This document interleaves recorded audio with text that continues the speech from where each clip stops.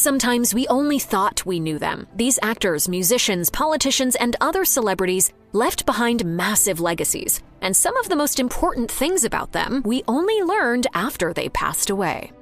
Freddie Mercury made his mark with a legendary singing voice, a memorable strut, and a larger-than-life stage presence. But as out there as his public persona was, he kept a lot of big things to himself. From his nights on the town with Princess Diana to the real reason he could sing so well, here are the most remarkable things we learned about Freddie Mercury after he died.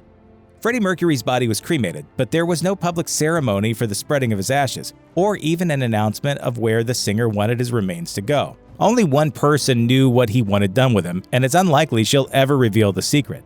According to Rolling Stone, former fiancée and longtime friend Mary Austin is the only person who knows where Mercury's ashes went.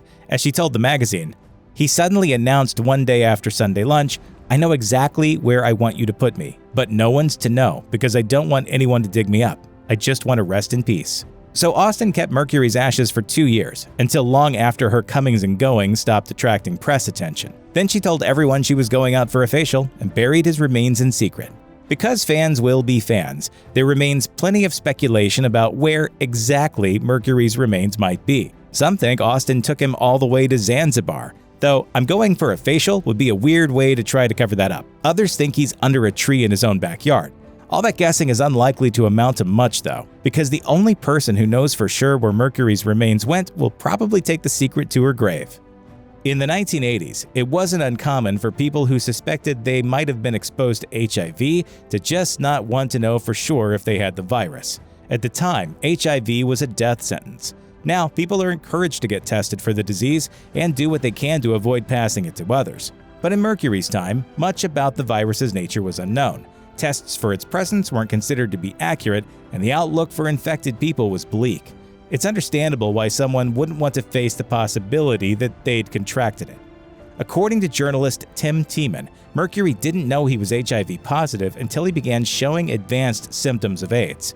While he might have suspected he carried the disease at some point, he wasn't diagnosed until 1987, after a type of cancer called Kaposi's sarcoma appeared on his shoulder. Longtime partner Jim Hutton said that up until that point, there'd been no real indication that Mercury was ill. Even after his diagnosis, Mercury was never open about his illness, not even to his family. He kept his condition secret from the public until confirming the rumors in a press release the day before he died. Much has been made of Freddie Mercury's incredible singing voice, which allowed him to reach the depths of Somebody to Love and the heights of Under Pressure. His vocal range has been rumored to span 4 octaves and remains so impressive that in 2016, it inspired a team of scientists to look into its biological source. Mercury professed a belief that his voice's special quality came from his unusual teeth. That's why he never tried to have his overbite corrected, despite being self-conscious about it. But the 2016 study concluded that it wasn't his teeth behind his vocal range, but rather his vestibular folds. These are a pair of membranes located just above the vocal cords, which are sometimes called false vocal cords, as they're not typically used for making sound. Mercury could use his to create subharmonic vibration, which is how he produced that growl he's famous for. Whether or not his voice was really capable of hitting 4 octaves is something the scientists weren't able to determine, so that aspect of Mercury's talent remains a subject of debate for music fans. Freddie Mercury was able to navigate the line between celebrity and privacy with grace, but for some famous people, being anonymous is almost impossible. Lady Diana Spencer, Princess of Wales, was one of the most notoriously harassed celebrities of her time, and the constant media attention was especially hard on her. According to Rolling Stone, Mercury befriended Diana in the mid-1980s and sympathized with her situation. Along with some friends, he conspired to take her out for a paparazzi-free night on the town. They disguised Di in drag by dressing her in an army jacket, aviator sunglasses, and a leather cap, after which they snuck her into the most raucous gay bar in London. The plot worked flawlessly. The bar patrons were so dazzled by Mercury and his friends that they paid no attention to the princess, who was able to spend the entire evening incognito. Diana was so thrilled with the experience that she told Mercury and his friends that she hoped to do it again.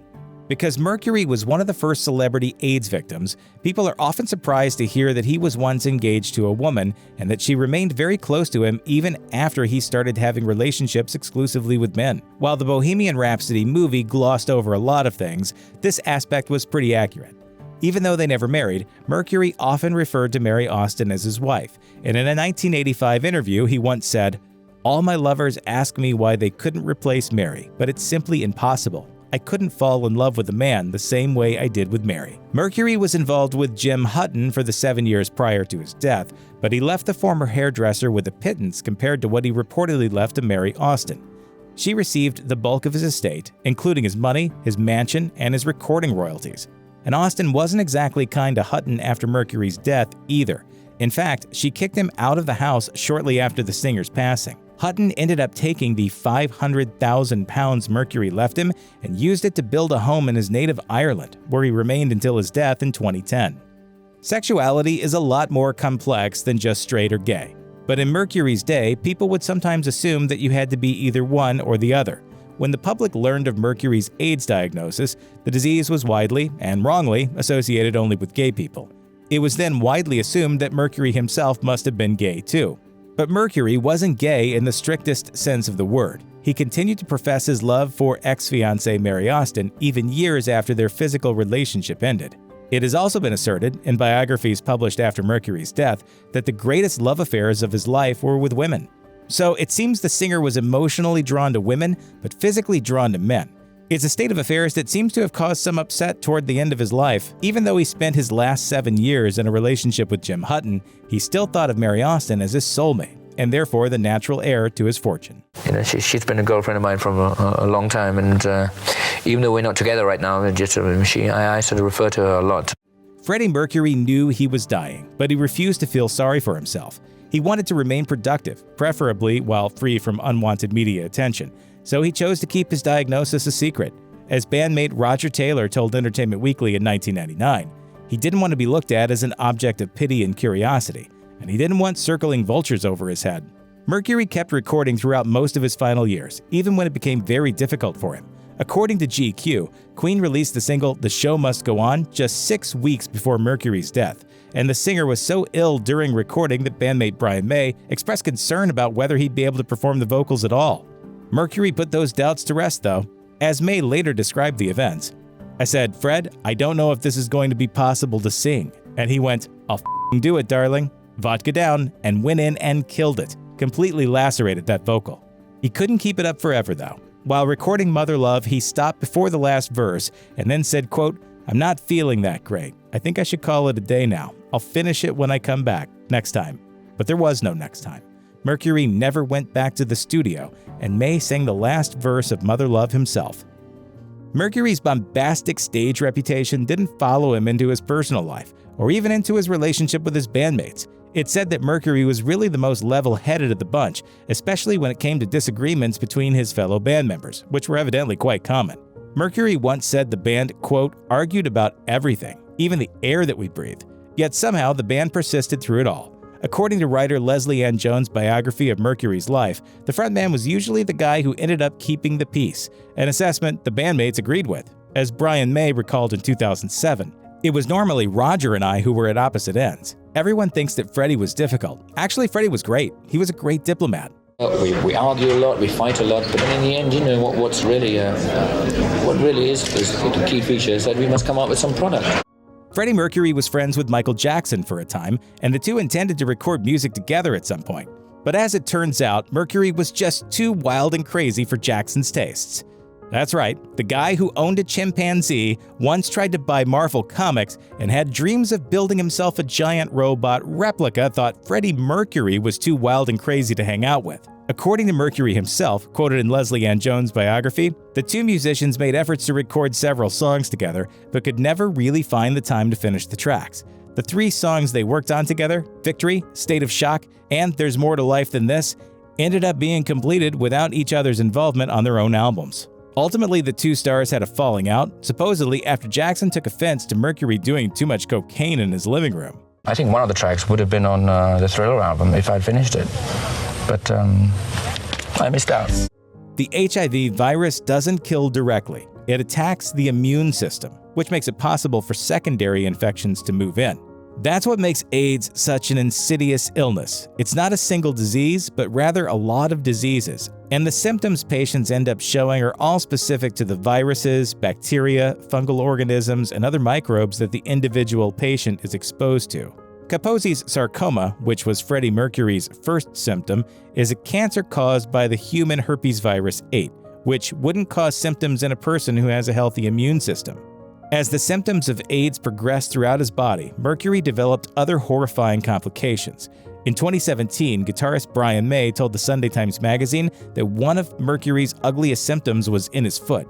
As May told the publication, "Tragically, there was very little left of it. Once he showed it to us at dinner and he said, 'Oh Brian, I'm sorry I've upset you by showing you that.'" Ultimately, the singer was killed by pneumonia brought on by complications from AIDS, a relatively common end for an exceptionally uncommon person. In life, Frank Zappa built a legacy for his musical experimentation and boundless creativity. However, his vision for how his art would outlive him has been heavily disputed. There are two different points of view when it comes to Gail Zappa. Critics say she made it all but impossible to share Frank Zappa's music with anyone, while supporters say she's just looking out for his memory and his legacy as an artist. She spoke with the Los Angeles Times and explained how she saw things, saying, "My job is to make sure that Frank Zappa has the last word in terms of anybody's idea of who he is, and his actual last word is his music." Between Frank's 1993 death and Gail's passing in 2015, she was nothing short of fanatical when it came to issuing lawsuits to everyone from cover bands to festivals. She even sued record labels to get complete control over his work. Was that what he wanted? It turns out that it wasn't. After his death, she said he'd instructed her to sell all the masters he still had and retire from the music business once and for all. However, Gail pointed out there was a loophole to this request. He hadn't said anything about the rights to his music, so she decided to go against his final wishes.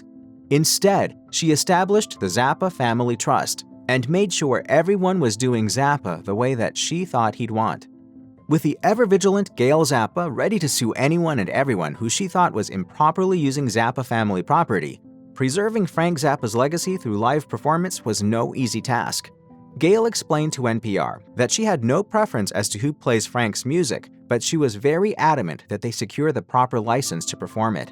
At the top of the lawsuit hit list were cover bands, particularly those accused of not playing Zappa's music precisely the way he had written it. Those performances, his widow argued, weren't his music at all, but instead a quote, wretched version of it.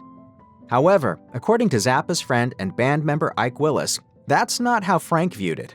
Willis, who regularly played with the cover band Project Object, says that he spoke with Zappa just before his death, and the songwriter expressed a radically different view regarding his last wishes for his music. Willis told NPR, he said, "I would really like it if you could be one of the people that could actually keep my music played in some way, shape, or form." Those were his words. He didn't want it to die. As to how people planned on honoring that request, well, there were a few options. Many Frank Zappa fans know that the guitarist saved a lot of stuff, but it was only after his death that archivists realized that Frank's preservational tendencies went extremely deep, even extending to home movies he shot as a kid. In 2020, You Discover Music spoke with Joe Travers, the archivist in charge of cataloging and preserving what was there. It was a huge undertaking. As Travers recalled, they did not have the technology to play back all the recorded footage they found, so they had no idea what they were looking at most of the time. Unsurprisingly, researchers had to rely on Gail to provide the resources they needed to take a look at the tapes they found. One of the most surprising things found in the vault were recordings of a 20-piece and 10-piece electric orchestra that toured with Zappa only briefly before being disbanded. No one knew he'd even kept recordings from that era of his career. The next thing that I'm going to do is go out to Cal Arts tonight and hear a couple of piano players give a performance. When Alex Winter waded into the vault to work on putting together his documentary Zappa, he discovered something fascinating too. He was working on the preservation of some of the materials when he came across what he thought were duplicates. They weren't. As he explained to AllMusic, he'd take a piece of Super 8 film, dupe it, and then he'd recut it and draw on it and put that to music and dump it on video. So the vault was itself a giant artistic archival project of his that he never stopped tinkering with. The wild creativity of Frank Zappa and the no-holds-barred attitude of the 1970s era Saturday Night Live might seem like a match made in heaven, but his appearance on the show was so bad that he was famously banned from returning. One of the most memorable sketches he did on the show was one in which Zappa groupies were amazed when he declined the illicit substances they offered him. Frank Zappa doesn't do drugs? I don't believe it. The whole thing is played as a joke, but as Alex Winter's 2020 documentary Zappa revealed, the unlikely-sounding story is absolutely true. Not only that, but Zappa didn't want those he worked with to do drugs either, and suggesting otherwise was likely to be taken as a bit of an insult. Speaking with You Discover Music, Winter theorized that the reason for his abstinence from drug use was that Zappa knew how hard his music was to play, and simply wanted everyone clear-headed enough to get it right. To say that Frank Zappa had a reputation for being a bit prickly is perhaps the understatement of the year. However, when Alex Winter spoke with AllMusic about the things that he learned from sifting through the tons of material Zappa left behind, he said that one often overlooked detail about the artist was how collaborative and easy to talk to he was. Winter observed that Zappa often treated musicians as though they were instruments themselves, providing heavily specified instructions to get them to produce precisely what he had in mind. However, Winter assured interviewers that despite Zappa's creative control, players were still able to put their own personalities into his music. Winter also observed that a lot of the more candid footage Zappa left behind allowed a view into what he was like without his public persona. Winter explained, "His attitude offstage was often incredibly chill and warm. It may be direct, it may be strict, but in almost all the archival, he did come off much warmer than I expected." Part of Frank Zappa's too cool aura was a disdain for music that wasn't his own. In interviews with the San Diego Union Tribune, he condemned everything from the way people listened to music to what was on the radio when he went to the dentist. There were some genres he approved of, like jazz, but when Alex Winter did a deep dive into Zappa's work, he tried to learn whether Zappa saw commercial success as something to be feared or a sign that his music wasn't up to the technical standards he sought out. Winter told AllMusic that he walked away from the project with an interesting take on things, saying, "He wasn't afraid of success, and he wasn't afraid of commercial success, but something in him, I think, was inherently suspicious of his own desire to be writing music for commerce as opposed to what he thought was good art." Any artistic decision that is based on whether or not you're going to make money is not really an artistic decision. It's a business decision. In other words, Zappa's main concern wasn't so much what the music meant to everyone else, but what it meant to him. Above all else, he wanted to maintain creative authenticity. In 2008, the Open Fist Theater Company staged a production of Joe's Garage. It was based on the Frank Zappa album originally released in 1979, which is rife with musical and lyrical complexity that confronts everything from religion to the life of a musician. The album was split into acts and billed as a rock opera. In fact, according to Gail Zappa, Frank had always intended on turning it into a stage production, but it was too big and expensive to even think about staging. So, decades after it was originally written, Joe's Garage was finally performed on stage. The show's producer, Michael Franco, told the Los Angeles Times that they found the play's subject matter eerily relevant for the time, saying, "The idea of government eavesdropping and mandating the behavior of its citizenry? Really in play." I think he feared that America would turn into a fascistic theocracy, and lo and behold, we're awfully close. Open Fist's Pat Town also confirmed that no part of it was easy. The play had no score, and someone had to transcribe all the music from the album. After all, this is Frank Zappa we're talking about. The production had to be perfect, or not happen at all. In the months that have passed since Eddie Van Halen's death, fellow musicians and fans alike have paid countless tributes and looked back at the band's fascinating, drama-filled history.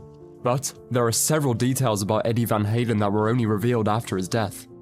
In the days immediately following Eddie Van Halen's death, the big news was that former Van Halen singer Sammy Hagar quietly buried the hatchet with his ex-bandmate in early 2020. During an appearance on Howard Stern's Sirius XM show, he opened up about how his relationship with Van Halen had become a, quote, love fest since they got back in touch. But they didn't want to get fans' hopes up for a Van Halen reunion that was likely never going to happen. So they kept it quiet. Sadly, Hagar also talked about how Van Halen had apparently become too weak to reply to his texts during the final month of his life. He said, "He stopped responding to me a month ago, and I figured it wasn't good. I reached out one more time last week. and when he didn't respond, I figured it was a matter of time. But it came way too soon. 2 months after his interview with Stern, Hagar spoke to Variety and dropped additional information on the bittersweet reconciliation with Van Halen. According to the veteran musician, comedian George Lopez helped the two get reconnected. He was the one who gave Eddie's contact information to Hagar and informed him that the guitarist wanted to reach out. While Hagar reconciled with Van Halen, unfortunately former Van Halen bassist Michael Anthony, who last played with the band in 2004, did not. Before Anthony's final tour with the group, he supposedly had to sign away his rights to Van Halen's name and logo and take a pay cut. Eddie had previously asserted that Anthony left the band of his own volition, but Anthony told Music Radar in 2009 that he, quote, never quit. In January 2021, Anthony revealed that he and Van Halen hadn't spoken for several years. At the time of Halen's death, he said, "It kind of bothers me, because we had some issues that were never resolved. But, I mean, what can you do? We were on track for a reunion. I'm really sad that it never happened. But you know, life and the show goes on." The reunion Anthony was referring to was the Kitchen Sink Tour, an endeavor that was first cooked up in 2018 by Van Halen manager Irving Azoff. There were plans for Anthony and former vocalists Hagar and Gary Cherone to perform on the tour, but the shows never took place due to Eddie Van Halen's declining health. The fact that Eddie Van Halen had battled different types of cancer for about 2 decades before his death was well documented. Initial reports following his passing noted that he had died of throat cancer, and that back in 2000, he had been diagnosed with tongue cancer. He blamed this condition on his habit of holding metal guitar picks in his mouth. However, TMZ obtained a copy of the guitarist's death certificate in December 2020, which revealed that his immediate cause of death was a stroke. He was also suffering from skin cancer of the head and the neck, as well as atrial fibrillation, which increases the risk of stroke by causing an irregular heartbeat. TMZ also released certain information that was supposed to remain private, including plans for Eddie's memorial. The late rocker's son, Wolfgang Van Halen, took to social media to blast the publication for revealing such details without his family's permission. "If you with family, especially my father who is unable to defend himself, you with me. It's my job to do so now and I'll never stop. So if you've got a problem with that, you can either learn how to get over it or unfollow me." Van Halen and Mammoth WVH couldn't be more different in terms of sound. I guess I just lucked out that the music that comes from my heart doesn't sound like it's ripping off my family lineage. Still, Mammoth WVH is one of a handful of proudly old-school rock acts in an era of music dominated by genres other than rock and roll. And it's not surprising that Wolfgang Van Halen picked up quite a lot from his old man in terms of musical influence, but not too much. Wolfgang told Ultimate Classic Rock, "He never really tried to push me into any direction. I think the only thing he really introduced to me was AC/DC. The album Power Age was a big bond for us. Down Payment Blues, that was my dad's and my favorite song. But from there, I kind of developed my own taste." Eddie Van Halen frequently claimed that Peter Gabriel's 1986 album So was the last record he had ever purchased. Wolfgang backed it up, telling Ultimate Classic Rock that Eddie loved the album so much that it was the only one he truly insisted his son should listen to. And it looks like Wolfgang feels the same way, as he considers So to be one of his all-time favorite albums. You would think that someone like Eddie Van Halen, a rock star with such a famous guitar, would have handled his iconic acts with the utmost care. Not true at all. According to his son, the rock legend apparently was reckless with his Frankenstrat. In a May 2021 interview with Guitar World, Wolfgang Van Halen revealed that he used his dad's Frankenstrat on a few of the tracks on his new band Mammoth WVH's self-titled debut album. He also shared that Eddie didn't exactly follow the usual best practices when handling his famous guitar, saying, "When we were pulling it out of its safe, Dad picked it up and he was just noodling with it for a second. He's like, 'Yeah, feels about the same,' and he tossed it onto the couch. Everyone just gasped when he did that. To Dad, it's just a little piece of junk that he built himself. But to us, it's the most famous thing in the world." By the time of Audrey Hepburn's death in 1993 at the age of 63, the movie icon had proven herself to be a figure of note both on and off camera. She famously starred in classic movies like Breakfast at Tiffany's and Funny Face, and when Audrey Hepburn's Enchanted Tales won the Best Spoken Word Album for Children Grammy in 1994, she became one of just 19 people to have won an Emmy, Grammy, Oscar, and Tony. In her later years, Hepburn became a prominent activist as a goodwill ambassador for UNICEF. Few of her fans knew, however, that Hepburn spent many of her formative years in the Netherlands, and during World War II supported the Dutch resistance against German occupation. A notable dancing talent during her teenage years, Hepburn performed at Black Evenings, shows banned by the Nazis which aimed to raise money for refugees fleeing the regime. She also helped in assisting Allied bomber pilots whose aircraft were brought down in the Netherlands, passing on information, phrase books, and money to help them avoid capture. Hepburn had alluded to these activities during her lifetime, but it was only after her death that researchers were able to verify claims she had made in passing. My uncles were the first hostages to be shot in Holland. From that day on, an underground was formed. Robin Williams' 2014 death by suicide was met by a wave of heartbreak from his colleagues and fans, many of whom knew him from his classic stand-up routines, TV shows, and movies going back to the 1970s. Much of his work was family-friendly fare, such as Mrs. Doubtfire, which made him a favorite among children. But away from the cameras, Williams had long been open about the depression that plagued him throughout his life, as well as his alcoholism and drug addiction, which exerted a toll on his private life. He was forthcoming with such revelations in interviews, details of which seem so at odds with his hyper-energetic and upbeat stage persona. You always have a little bit of fear, like you have to just keep at it. It's a day by day. According to his widow, Susan, though, Williams' autopsy revealed the disturbing truth that the comedian was suffering from a brain disease called Lewy body dementia, a rare condition that causes violent mood swings and was the most likely cause of his death. For nearly half a century, Saturday Night Live has created generation after generation of American comedic superstars. Debuting in 1975, the show has launched dozens of careers, turning unknown comedians into household names. According to Doug Hill and Jeff Weingrad's Saturday Night: A Backstage History of Saturday Night Live, back in 1981, the showrunners were keen to attract one particular up-and-coming talent, John Candy.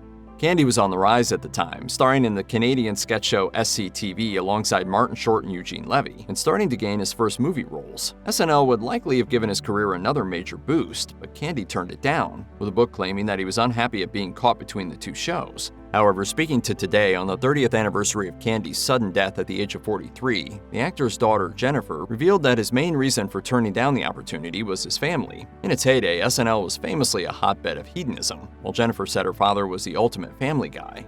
That's the reason he didn't want to do Saturday Night Live. He knew the lifestyle wasn't going to be healthy for him. He was smart in that way. Chadwick Boseman was an acclaimed actor whose career had just hit its commercial peak at the time of his tragic death from colon cancer in 2020 at the age of 43. In 2018, he starred in Marvel's Black Panther, a box office smash that took in more than $1.35 billion worldwide, a movie which made him a megastar and earned him legions of fans. But neither fans nor the majority of his colleagues were aware that at the same time as working on major Hollywood films, Boseman was receiving cancer treatment. By the time of his death, Boseman had been aware of his condition for 4 years, during which time he produced some of his greatest work. His performance in Ma Rainey's Black Bottom was released the year of his death, for which he was posthumously nominated for an Academy Award. The legendary actor Marlon Brando was surprisingly open about his sexuality during the height of his fame, making reference to homosexual experiences at a time when homophobia was rife. However, it was only in 2018, 14 years after Brando's death, that the world learned that he had at one time slept with another of the era's leading men, comedian Richard Pryor. The surprising liaison came to light through a Vulture interview with producer-musician Quincy Jones, who said of his friend Brando, "He'd f*** anything. He'd f*** a mailbox. James Baldwin, Richard Pryor, Marvin Gaye." The interview quickly went viral, with fans and online gossipers alike searching for confirmation that Jones's unexpected and unverified claim was in any way true. The Pryor's daughter initially rubbished the claim. The affair was later confirmed by Pryor's widow, Jennifer, who said that the comedian wrote about his fling with Brando in his diaries. Steve McQueen was only 50 years old when he died of a heart attack just hours after he underwent major surgery in a hospital in Mexico to remove a cancerous tumor in his lungs. He had been diagnosed with mesothelioma, which had spread through his body and which was widely considered to be incurable. The surgery came a year after the actor's diagnosis at the end of 1979. By then, McQueen had reportedly become a born-again Christian, embracing the faith 6 months before finding out he had terminal cancer. He later became a devotee of the evangelist preacher Billy Graham, who gave McQueen his own Bible to pray with. Biographer Marshall Terrell told Fox News, "Before cancer, McQueen's outlook on life was very cynical. I think Christianity gave him comfort. He was going to announce that he was a Christian, but he never got that opportunity." Matthew Perry's sudden death at 54 was deeply shocking for his fans when it was announced back in October 2023. The Friends actor was found dead in his jacuzzi, which led to speculation that he may have drowned, though an autopsy later revealed that he had died of a ketamine overdose. Perry had dealt with drug and alcohol addiction throughout his career, discussing his journey candidly in his 2022 memoir Friends, Lovers, and the Big Terrible Thing, and his death came after a period in which the actor had seemingly maintained sobriety. Friends co-creator Marta Kaufman told NBC's Today that Perry had found purpose in helping others overcome addiction, a fact later confirmed by actor Hank Azaria, who recalled Perry taking him to an AA meeting to help him quit alcohol. Kaufman said, "He was in a really good place, which is why this seems so unfair." People will listen to me, so I've got to take advantage of that. I've got to help as many people as I can. Multiple anonymous sources who claim to have been close to the actor, however, told Us Weekly that despite public appearances, Perry continued to use drugs recreationally in the years before his death and was adept at hiding it. More disturbingly, they claim that Perry's drug use underpinned troubling behavior in his private life, including a physical altercation with his best friend who tried to intervene and claims of abuse from a romantic partner. The Dick Van Dyke Show was a huge ratings smash in the 1960s and made a star of Mary Tyler Moore, the up-and-coming comedy actress who portrayed Van Dyke's on-screen wife, Laura. The show ran for 5 years, making Moore a household name and leading to her own The Mary Tyler Moore Show, which was a huge hit a decade later. Moore was admired for her startling good looks, her beaming smile, and her immaculate comic timing. She remained a popular figure throughout her life before her death in 2017 at the age of 80. But what she kept secret throughout the decades of her fame was that she had suffered dramatic deterioration of her vision as early as the 1980s, a symptom of type 1 diabetes, and was close to sightlessness for the second half of her life. Moore's husband, Dr. Robert Levine, confirmed to Page Six that the actress had hidden her condition from the public up until her death. Levine later founded the Mary Tyler Moore Vision Initiative in her memory. Diabetes is a disease that has to be dealt with on a daily basis. Laurence Olivier was a legend of both stage and screen. The English actor first made his name on London's West End in the late 1920s before breaking into Broadway, establishing himself as one of the finest stage actors of his generation. Arguably, his greatest achievement came in 1937, the year of his legendary Hamlet, which was shortly followed by a starring role as Heathcliff in the Hollywood film adaptation of Wuthering Heights in 1939. By the time he starred in 1940's Rebecca, directed by Alfred Hitchcock, he was a household name. In his prime, Olivier was known for his dashing good looks and simmering charisma, but as fans found out later, even actors as legendary as him can face the occasional crisis of confidence. In 1971, Olivier starred in Eugene O'Neill's Long Day's Journey into Night at the British National Theatre. The role was demanding, and Olivier, who was in his mid-60s, had just overcome 2 periods of ill health. According to the play's director Michael Blakemore, the aging Olivier had difficulty remembering his lines, which worried him as they entered the technical dress rehearsal. He admitted to Blakemore prior to the performance, "That's funny, I've got stage fright." The opening night began anxiously, but even as Olivier forgot a line toward the conclusion of the play, it was rapturously received by audiences. Laurence Olivier courted some controversy in his life after it was revealed that he had been having an affair with the actress Vivien Leigh, with whom he co-starred in several films and plays. Both actors were already married to other people when they began their liaison, though the pair tied the knot themselves in 1940, a year after she starred as Scarlett O'Hara in Gone with the Wind. The film was considered a classic, made Leigh into a movie icon, and gained her an Academy Award. Red, you go. Where shall I go? What shall I do? Frankly, my dear, I don't give a damn.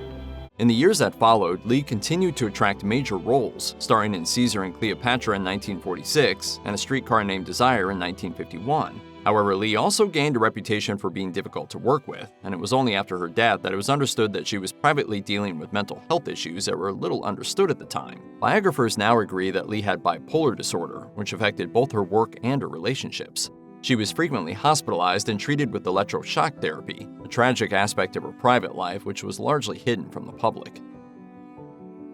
From nearly firing his bandmate to writing an unreleased library of original music, a lot has been unearthed about Nirvana frontman Kurt Cobain since his tragic death in 1994. Kurt Cobain had a notorious aversion to the near-instant worldwide fame that was thrust upon him after the release of Nevermind in 1991. While it's understandable that a shy 20-something would bristle at the seemingly never-ending slew of interviews, radio appearances, and live performances, that lifestyle was the exact thing Cobain sought out. His own wife Courtney Love later revealed that he wanted nothing but to be the biggest star in the world. While he took public stances like promoting little-known indie bands and mocking corporate America on major magazine covers, Cobain desperately contacted record companies, even offering to pay them just to be signed. Of course, Nirvana would eventually sign with the giant label Geffen Records in 1991, just before changing the music world with Nevermind. Still, the reality of being a rock star ultimately weighed heavy on Cobain. In 2021, his former bandmate Dave Grohl told Channel 4 News, Kurt had to bear the weight and responsibility of being the face of the band. When grunge music entered the rock limelight, certain artists from the 80s hair metal scene weren't particularly enthused about the shift in popularity. Surprisingly, Guns N' Roses lead singer Axl Rose was initially a Nirvana fan. However, the feeling wasn't mutual. Various interviews described Cobain as wanting to avoid being anything like Guns N' Roses, saying the group had nothing of substance to offer. Still, Axl tried. He even wanted to take Nirvana on tour in 1992. Kurt denied them every chance he got, and that's when Rose started to take shots of his own, calling Kurt and wife Courtney Love derogatory names and saying their infamous drug problems should land them in prison if their baby were born with any medical issues. This all came to a head in a backstage confrontation at the 1992 MTV Video Music Awards. Later that year, Kurt would tell The Advocate that Axl was a bad songwriter, in addition to being a racist and homophobe. Needless to say, there was no love lost between the two. Saturday Night Live has long been a platform for unknown musicians to gain unprecedented access to the mainstream music listening audience, and the show's influence was at its height in the early 90s. Hi, I'm Charles Barkley, host of the season premiere of Saturday Night Live with Nirvana.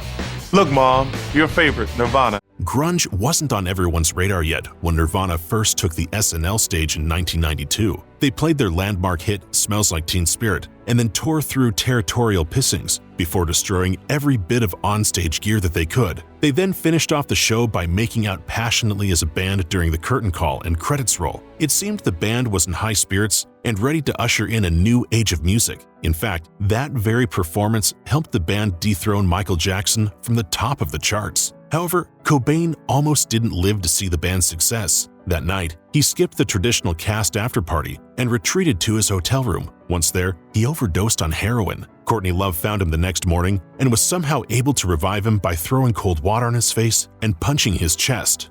Kurt liked provocative, weird imagery. Nirvana's music videos were no exception. When In Utero dropped in 1993, featuring a transparent anatomical female model with angel wings on the album cover, it seemed the next logical step would be to make equally visually striking videos for the singles. Unfortunately, only one song, Heart-Shaped Box, would get the video treatment before Kurt's passing. Kurt had a slew of images ready for the video that would turn heads worldwide, including a little girl in a Ku Klux Klan garb, a field of poppies, and an elderly Jesus on a cross. The man Kurt originally had in mind to play that last character was famed writer William S. Burroughs, with whom Cobain had previously collaborated on a spoken poetry album. Though the two had never actually met in person, the pair had a mutual respect for one another. Once production of the Heart-Shaped Box video was nearing, Cobain had already filled his journal with direction and images of how he wanted to showcase Burroughs. Burroughs declined to take part, but he did have Kurt out to his Kansas home for a visit in fall of 1993. Burroughs said of the visit, "There's something wrong with that boy. He frowns for no good reason." If anything, Kurt was honest about his demons, but while he was open about his depression and the impact of sudden fame, neither of those things were apparently the direct cause of his drug use. Instead, it's alleged that his substance abuse initially sprung from a chronic lifelong stomach problem that many doctors had little actual help for. How's your stomach? Have you found anything to... It's gone. Yeah? Yeah. Just before he died, Cobain said he had suffered from constant pain for 6 straight years, and one thing that brought him temporary relief was heroin. According to a journal entry featured in the Kurt Cobain Montage of Heck documentary, he began to self-medicate with the drug when his discomfort escalated in the late 1980s. The more he treated it with heroin, the quicker he became a full-fledged addict. Marrying Courtney Love, who had her own relationship with the drug, didn't help, but it was his excruciating stomach pain that first led him to heroin. The Melvins frontman Buzz Osborne was one of the closest people to Kurt in his formative years. The pair had toured together and even attended the same high school. Since the release of Montage of Heck, Osborne has spoken out about details mentioned in the documentary that he found to be inaccurate. According to Osbourne, Cobain enjoyed spinning tall tales to get reactions from people, and that many of Kurt's stories were made up. For example, though it's true that 2 of Cobain's relatives died from suicide, and his hometown had a suicide rate twice the national average, Osbourne said that Cobain's claim that he once attempted suicide by lying in front of a train was made up. Another Cobain story was that he lived under a bridge in his native Aberdeen for a time when he was homeless, and that it inspired the Nevermind song, Something in the Way. The truth is that while Cobain did experience a brief spell of homelessness, he instead stayed at friends' houses until he got back on his feet. During Kurt's final days alive, one constant in his tormented life was the soothing voice of R.E.M's Michael Stipe. Cobain had the album Automatic for the People on near repeat, and it was even playing in his CD player when he took his life. Kurt so admired Stipe and R.E.M's music that he wanted Nirvana's 4th album to have that kind of feel. Stipe also had a mutual respect for the Nirvana singer and could tell he was going through an incredibly tough time. In fact, Stipe claims he tried to save the young musician. Stipe worked tirelessly to arrange a duet with Kurt in the last couple of months of his life, even going so far as to send a plane ticket and a driver to pick him up and take him to the airport. Reportedly, Kurt got the ticket, but just hung it on his wall. The driver waited outside for 10 hours. Kurt wouldn't leave his room or answer his phone. Stipe says he was just trying to help out a friend who was in a very bad place, but sadly, it was a lost cause. In 2019, he told SiriusXM he wrote the song Let Me In about this experience. It's all about him, and it's all about this, wanting so desperately to help someone who's in such a dark place and feeling completely helpless.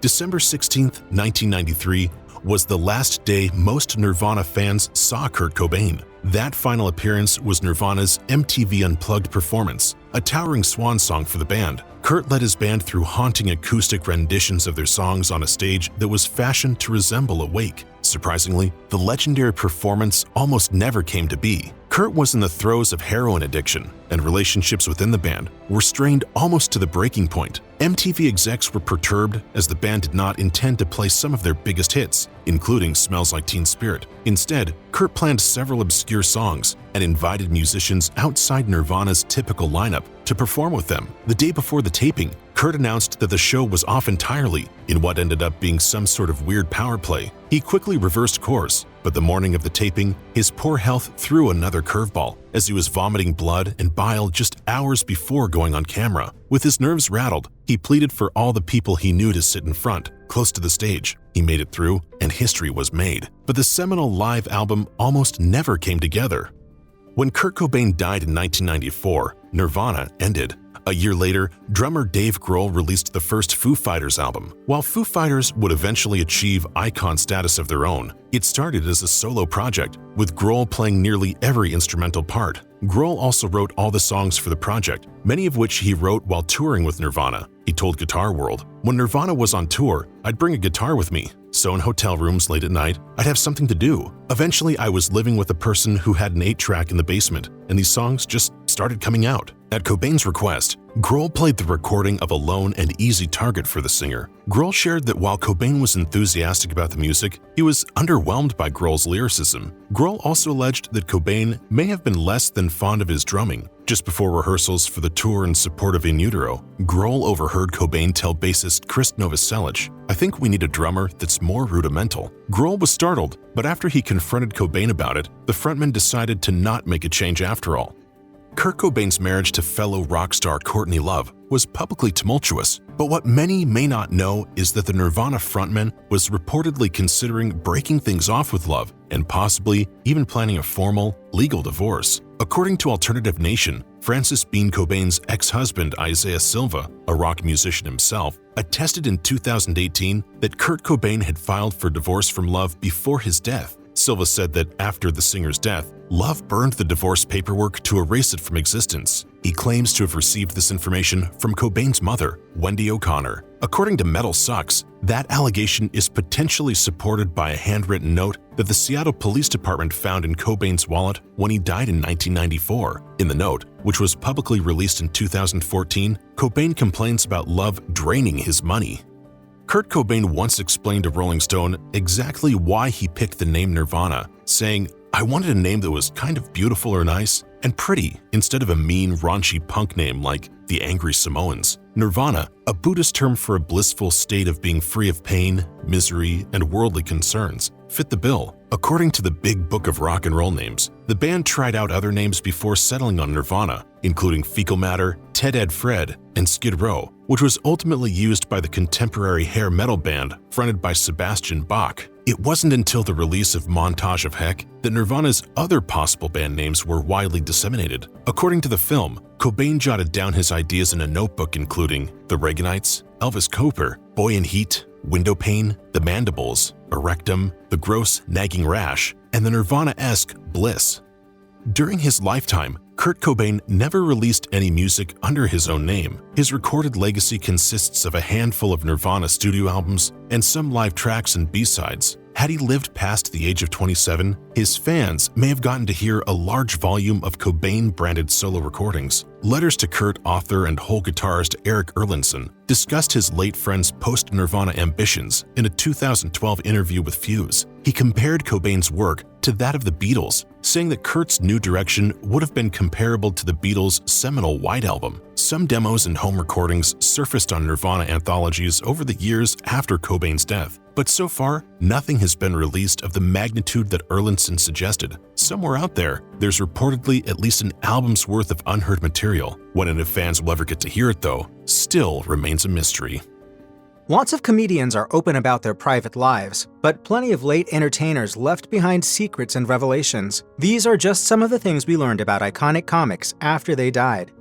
Chris Farley was one of the shining lights of Saturday Night Live during his 5-year stint on the show, which began in 1990. Known for his physicality and over-energetic performances as Matt Foley and other beloved characters, Farley was instantly recognizable, becoming known for his ability to make his co-stars break character by laughing at his antics. I am 35 years old, I am divorced, and I live in a van down by the river. The early 90s at SNL became infamous for the supposed hedonism of its cast, with the show's legendary after-parties widely believed to be some of the wildest in show business. Much of this was due to the reputation of known party animals, including Farley and former SNL star John Belushi. Belushi, who was Farley's great comedy idol, died of a drug overdose in 1982 at the age of 33. So when Farley himself rose to prominence, his friends worried that he may suffer the same fate. One of these friends was Jim Belushi, brother of John, who revealed on the David Spade and Dana Carvey podcast Fly on the Wall that he had tried to warn Farley by saying, "You can't follow John.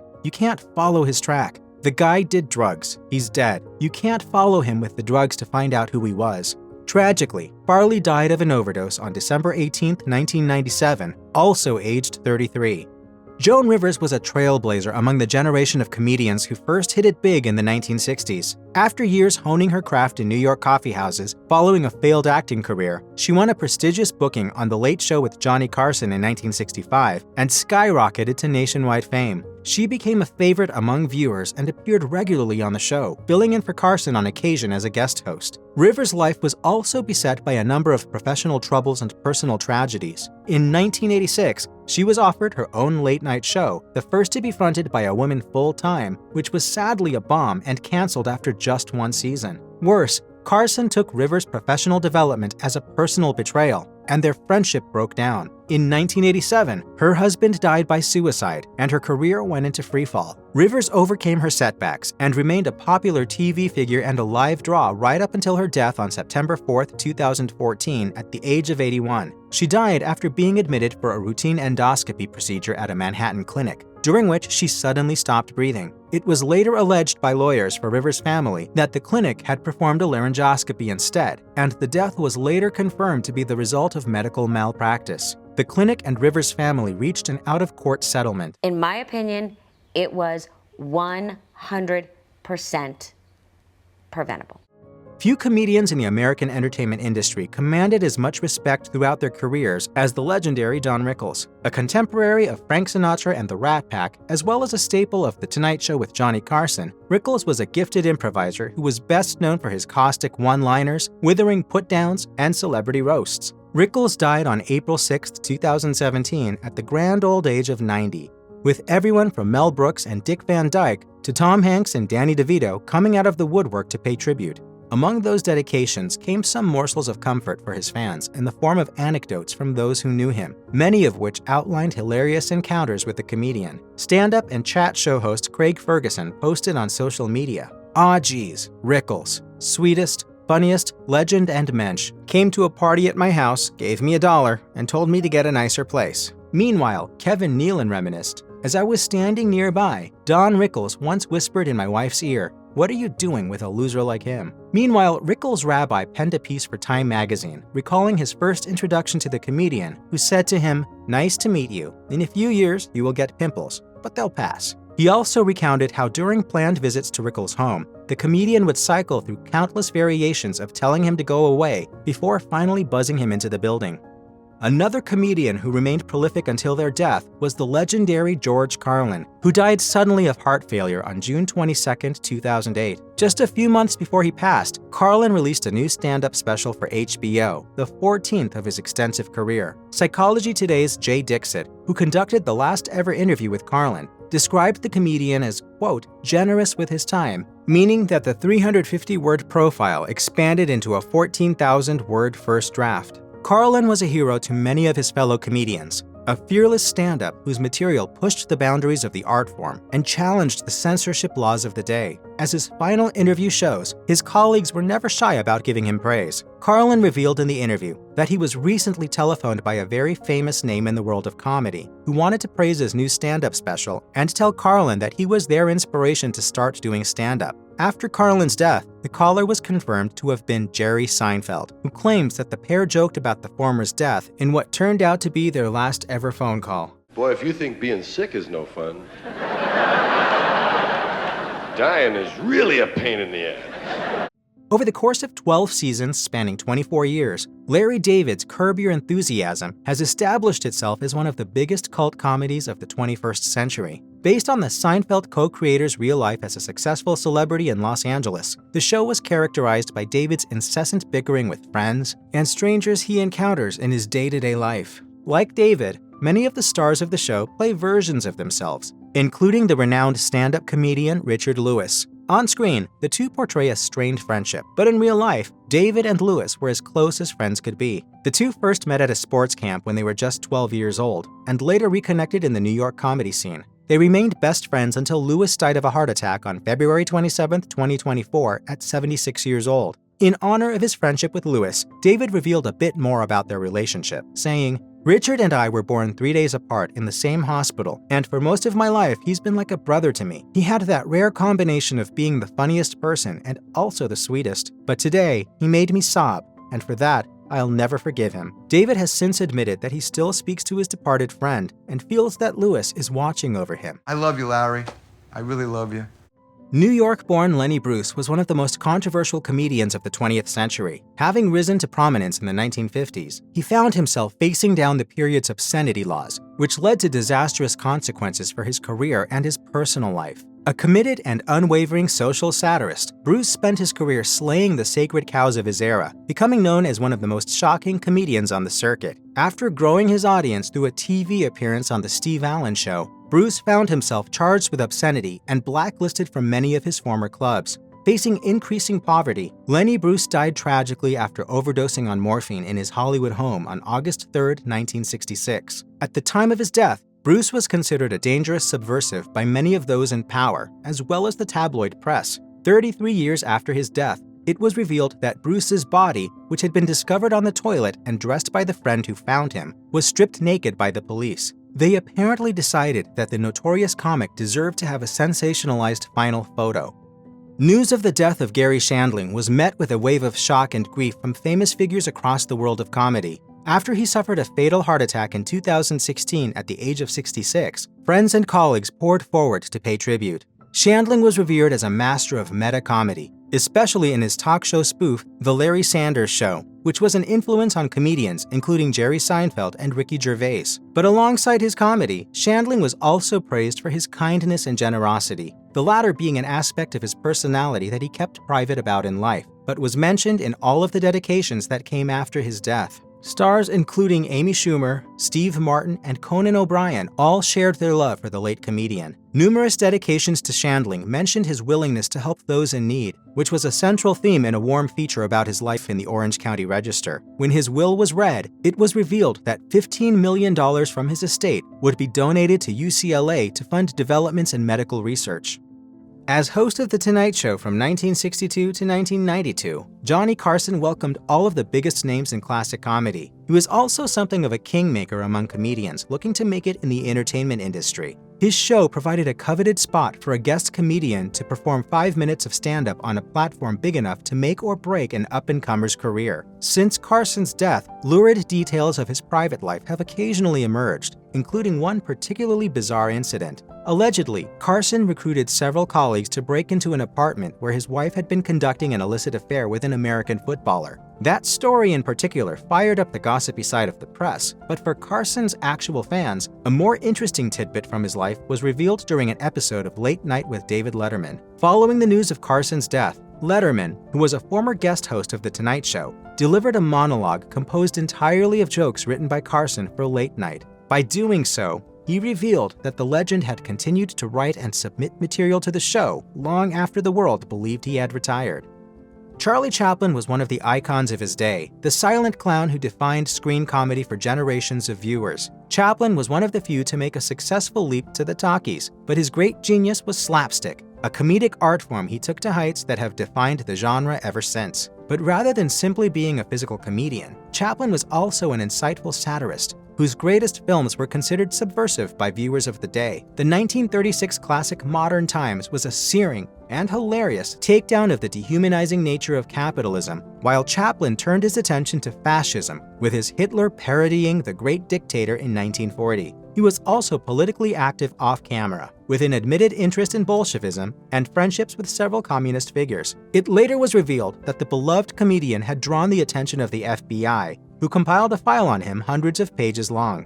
The file contained an interview he gave with the Immigration Office about his political views, among various reports on his personal life. Indeed, J. Edgar Hoover himself was convinced that Chaplin was a communist sympathizer, and therefore a security risk, which led to Chaplin being barred from re-entry to the US in 1952. The comedian was also investigated for interstate prostitution, the result of complaints made against him by actress Joan Barry, although the charges against him were dropped. All of America was shocked by the assassination of John F. Kennedy on November 22, 1963, but some truly fascinating facts about the 35th president didn't come out until decades later. At the age of 43, John F. Kennedy was the youngest person ever to be elected to the presidency, and during his time in office, a not insignificant amount of his public image was meant to reflect that youthfulness, energy, and vigor. Ultimately, his short-lived administration was rather successful in projecting that idea, and it's still remembered in that light to this day. In reality, though, JFK wasn't actually the strapping young pinnacle of health that his campaign liked to imply that he was. In fact, the opposite was true. After the assassination, the Kennedy family reportedly implored the pathologist performing JFK's autopsy not to look at his abdominal cavity. They did anyway and officially opened up on their findings in the early 1990s. The president's adrenal glands were functionally gone, as he suffered from a typically life-threatening condition called Addison's disease.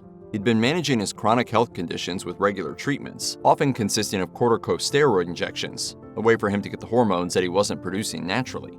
In fact, his father put medicine in safe deposit vaults all over the United States. When exactly he started taking those injections is still something of a mystery. Some biographers of JFK believe that it started around his 1947 diagnosis, although others speculate that it was actually sometime earlier than that. Medical professionals have further explained that such long-term usage of steroids probably caused some of Kennedy's other chronic health issues, like osteoporosis, fractured vertebrae, arthritis, and lifelong back pain. It wasn't a total secret that JFK had Addison's disease. Some people in the press had an inkling that something was amiss in the politician's medical history. That meant that the then presidential contender couldn't just lie about his health by omission. He had to assert a falsehood directly to the American public. In the past, JFK's brother Robert F. Kennedy had only mentioned a mild deficiency when talking about his brother's well-being, as he declared, "He does not now, nor has he ever had an ailment described classically as Addison's disease." JFK himself put out a similar statement, explaining, "No one who has the real Addison's disease should run for the presidency, but I do not have it." These statements were worded in a sneaky way that made the Kennedys feel like they weren't technically lying. The original reports of Addison's disease from 1855 all noted that it appeared after a bout of tuberculosis, yet JFK had been diagnosed with it despite having never contracted TB. That was enough for the Kennedy family to claim that JFK hadn't truly been diagnosed with the so-called real Addison's disease, as it hadn't stemmed from the same source. It was deceitful in a lot of ways, and it was probably used to great effect. Historians have genuinely speculated that JFK may have never won the presidency had the American public known that he was chronically ill. I think Senator Kennedy will win. All the indications from across the country are that there is a trend in the direction of Senator Kennedy and the Democratic Party. Secret tapes in politics are most often associated with Richard Nixon, whose secret White House recording system captured hundreds of hours of conversations that contributed to the president's resignation. The Watergate scandal took place years after the events of November 22, 1963, but the discovery of the tapes led to the additional revelation that JFK had made some recordings of his own. In fact, every president from Franklin D. Roosevelt to Nixon had installed their own version of a recording system, JFK included. Kennedy's was installed in 1962, although his exact reasons for doing so have always been an unanswered question. Members of the Kennedy administration have recalled that his requests for surveillance devices came after the Bay of Pigs invasion in 1961, as he suspected that it was prompted by his advisors lying about their level of support for that operation. As best anyone could tell, the tapes would serve as a permanent record, to keep people honest or to give him accurate information for later personal use. There were well over 200 hours of audio captured on those tapes, including a ton of discussion on the Cuban Missile Crisis, but they wouldn't be fully declassified until about 2 decades after Kennedy's death. There's quite a bit of mystery and conspiracy associated with the reports that Marilyn Monroe had affairs with both John F. Kennedy and Robert F. Kennedy. The exact accuracy of those stories is a matter of debate, with some pointing to various times when the two were thought to be together, or Monroe's sultry performance of Happy Birthday for JFK at a fundraiser in May 1962. There's even a conspiracy theory connecting the Kennedys to Marilyn Monroe's death. That said, despite the constant media attention focused on both Kennedy brothers and Monroe, there was no photographic evidence to prove that they'd ever even been in the same room, at least not until decades later. As it turns out, there's a single known photo to exist that depicts Monroe with not just one of the Kennedy brothers, but both of them. It was taken at the event in which she famously sang Happy Birthday by photographer Cecil Stoughton, who proceeded to keep its existence a complete secret and reportedly only printed a couple of copies from his original negative. Those prints wouldn't be discovered until after Stoughton's death in 2008, and they weren't released to the public for a couple more years after that. Body image issues seem like they might be a more modern topic of conversation, but that doesn't mean those same issues were non-existent in decades past. Even the famous Kennedys dealt with some very familiar insecurities. According to Thurston Clark's JFK's Last 100 Days, both John F. Kennedy and Jacqueline Kennedy were very concerned with their respective public images. Jacqueline wore gloves to hide her hands and nails, and JFK avoided swimming out of concern for the way his body looked in the water. He was evidently so concerned about his body weight that he would travel with a bathroom scale in his luggage. I think that mental and physical health, mental and physical vigor go hand in hand. In a lot of ways, it wasn't all that far off from how JFK was raised. Kate Clifford Lawson's Rosemary details the ways in which the Kennedy family's matriarch, Rose Kennedy, ran the household. She famously kept note cards with each of her children's medical history, and even instituted a Saturday morning weigh-in, which she used to keep track of their weights. If ever that number varied just a little too much, she would make changes to their diets or exercise. These concerns ended up becoming something of a legacy that she left behind to her kids and grandkids. The questions and conspiracies surrounding the assassination of John F. Kennedy are many and varied, whether they be the mystery of the Umbrella Man or the story of Abraham Zapruder capturing the assassination on film. That said, there are some interesting recent developments that do call previous conclusions into question. For one, the Warren Commission has long insisted that Lee Harvey Oswald was able to fire a single bullet that passed through both Kennedy and Governor John Connally. That conclusion was partially drawn after a bullet was found on Connally's stretcher, presumably after it had slipped out of his wounds. Critics have thought that was all too much for one bullet to do, though, and took to calling it the magic bullet theory.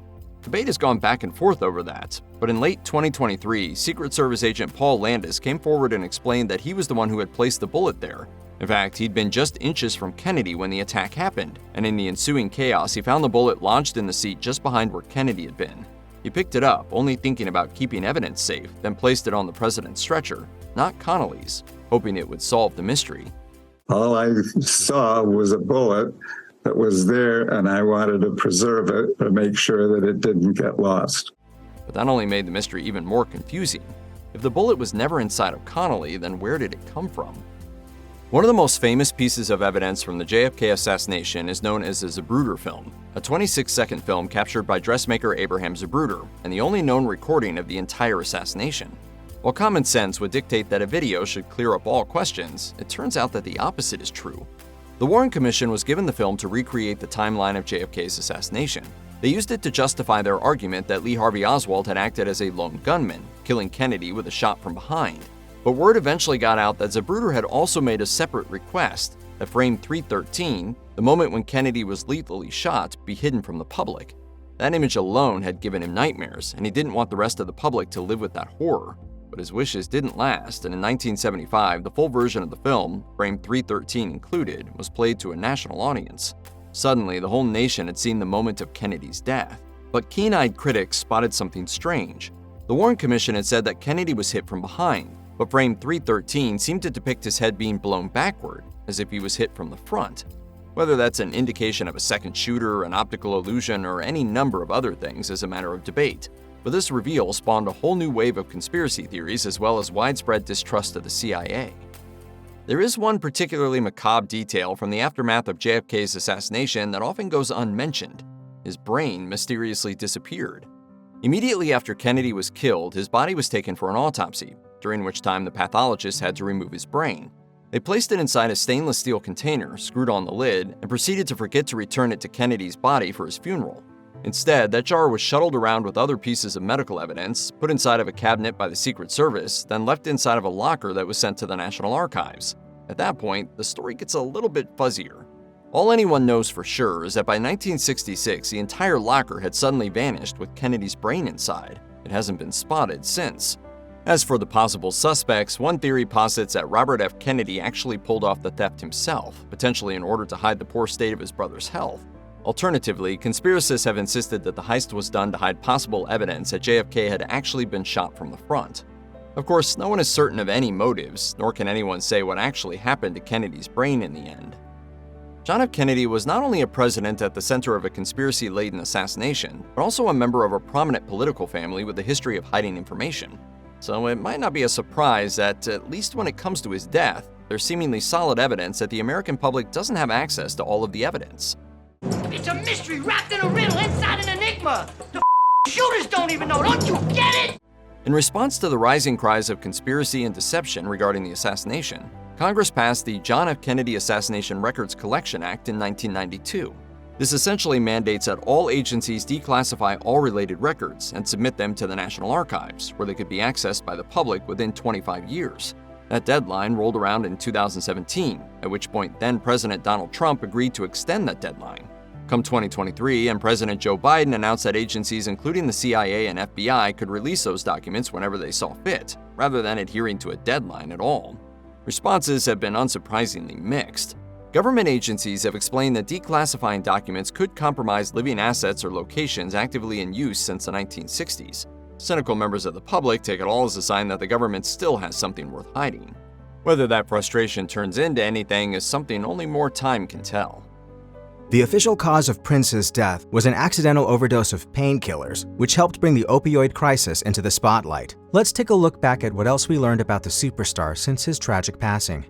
Industry icon Sheila E. knew Prince for a long time. They first played together in the late 1970s. They collaborated on her debut album. They were engaged, and although they split, they remained close friends until his death. At the time of his passing, they lived just 2 miles apart. She spoke with E.T. shortly after Prince's death, and according to her, he'd been dealing with health issues for a long time, mostly performance-related. She shared, "You think about all the years he was jumping off those risers. They were not low, they were very, very high, and he had those heels on. He was in pain all the time, but he was a performer."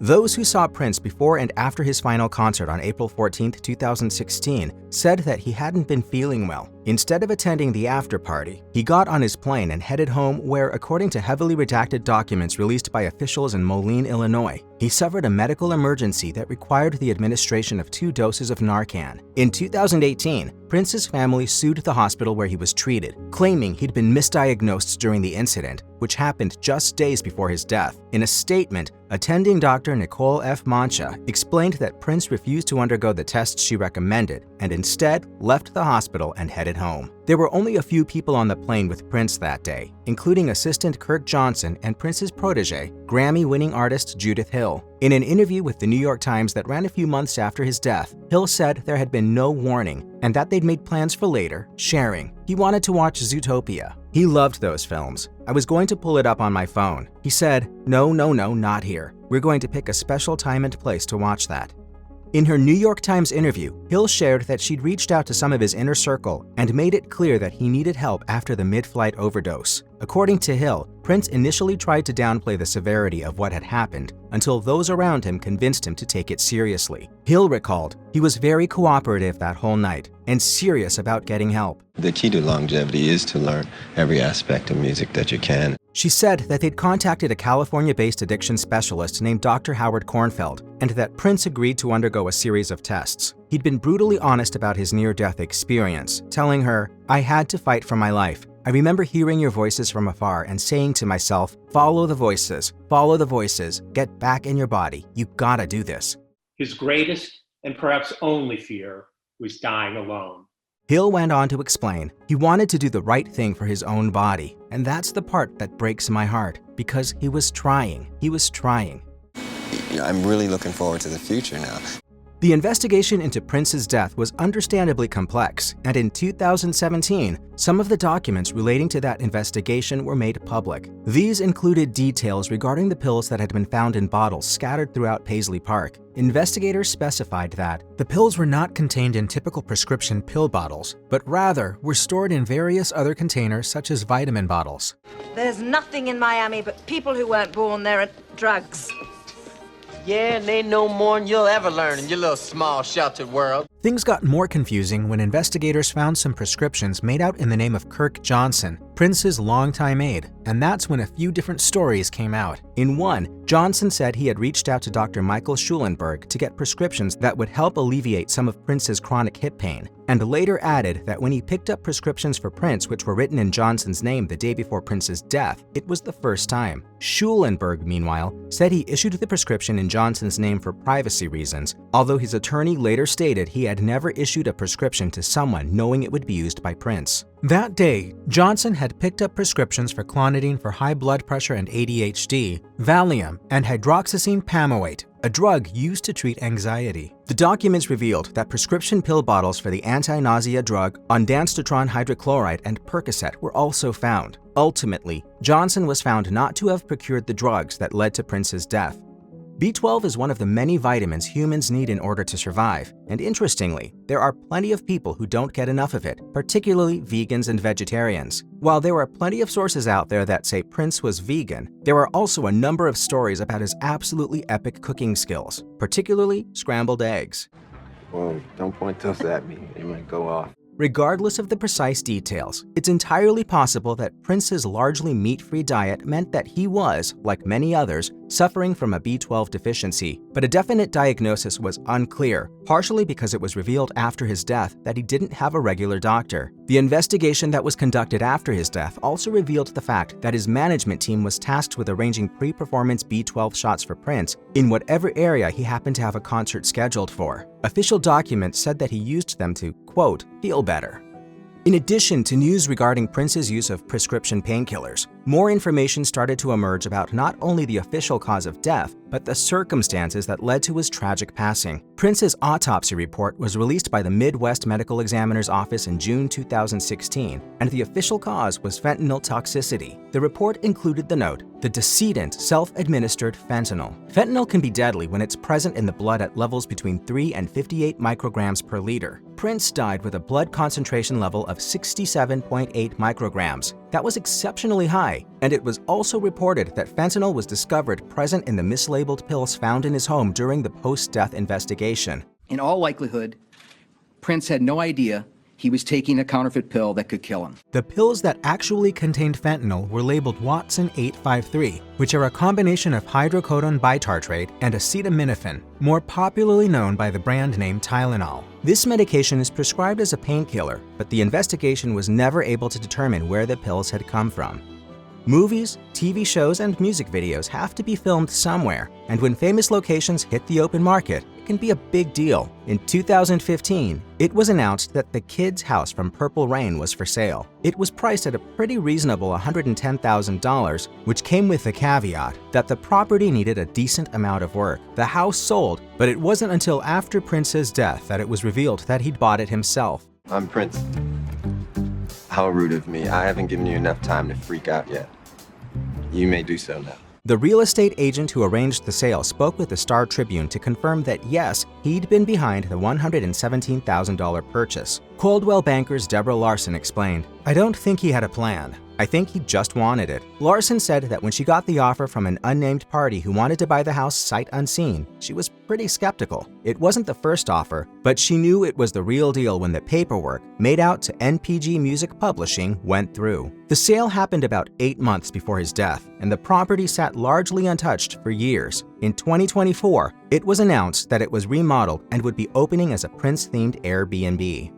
In 2015, The Guardian spoke with Prince's former sound engineer, Susan Rogers. She told them that she had been responsible for beginning the infamous vault of unreleased recordings, nestled safely within the walls of Paisley Park. It started when she started working for Prince in 1983, but the late rock star apparently hadn't had concrete plans for everything stored there. In fact, former manager Alan Leeds recalled, he said that one day he'd just burn everything. I have nothing else to prove. I feel like the greatest performer that I could have been. It's maybe a good thing then that Prince had reportedly forgotten the combination for the vault, and when he died, no one else had it. That was just part of the problem. According to professional safecracker Dave McComey, that particular model was notoriously difficult to crack. McComey, however, cracked it and opened an approximately 800 square foot room packed with unreleased music. According to McComey, years of safecracking experience meant that he reflexively didn't look inside at first, but he later told Ultimate Classic Rock he got the go-ahead, saying, "Now, by bank standards, the safe is on the large side, and yet there was hardly any room in the vault because it was just jam-packed with these industrial shelving units, and every one of them was packed bottom to top with tapes." Some material has been released since, including the release of 7 E-flat version, and all are shared together now in 2023.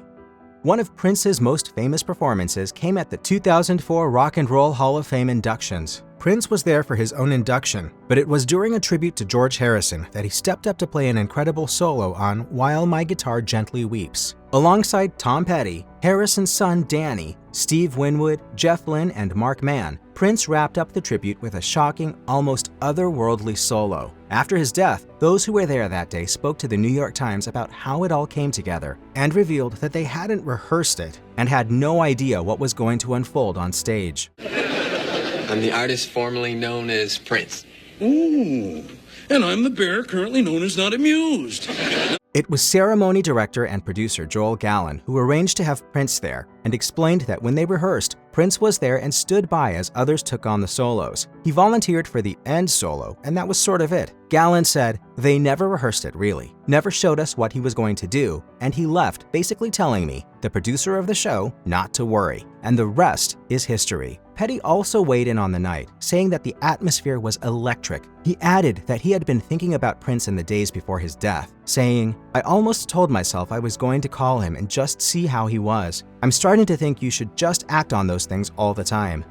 When Prince died, it was of course unexpected, but it also revealed just how important estate planning is. In the midst of grieving, there were major questions about what was going to happen to his estate. It took a full 6 years for the estate to be settled. In the end, it was divided between Prince Legacy LLC and Prince Oat Holdings LLC, which is complicated. In fact, to say it was complicated is a massive understatement. In addition to things like property and cash, there were other assets like copyrights and intellectual property to be considered, and the lack of a will or executor meant that Prince's hard work and beloved music wasn't perhaps handed out to the people he would have hoped it would go to. Anything beautiful is worth getting hurt for. Well, it's very well put. You know who said that? No. Me. And in the end, that's a terrible kind of irony. Prince famously spent decades standing up for the rights of the artist, going up against some of the biggest record companies in the business over issues of artistic freedom, royalties, ownership of master recordings, and control over creations. Later, he went toe-to-toe with the internet too, insisting on pulling pirated songs from websites and ordering an end to the distribution of things like videos that used his music in the background without first securing the rights. Prince spent his entire life trying to ensure control of his music, but in the end, it was at the mercy of the courts. Lisa Marie Presley lived under constant media scrutiny, but she still had secrets. It wasn't until after her unexpected death that we learned just how little we really knew about the only daughter of the king of rock and roll. When Lisa Marie Presley's ex-husband Danny Keough found her collapsed in her bedroom on January 12, 2023, it was initially thought that she'd had a cardiac arrest. However, the autopsy reports released in July 2023 revealed that while a cardiac event contributed to her death, Presley died of a small bowel obstruction. It's a condition where a blockage in the small intestine prevents what a person eats and drinks from passing through their system. It can damage gastrointestinal tissues or even perforate the bowel, causing a life-threatening infection. In Presley's case, the obstruction was caused by scar tissue resulting from bariatric surgery she'd had years before. The obstruction led to a cardiac arrest that deprived her brain of oxygen, but she was still alive when Keough found her. Once at the hospital, however, she had another fatal cardiac arrest. In addition, the autopsy revealed that her kidneys hadn't been functioning properly, allowing acid to build up in her bloodstream. Lisa Marie's premature death inevitably drew comparisons to the death of her father at 42. Were you very close to your father? Yes. It was a daddy-daughter kind of thing? Yeah, very much.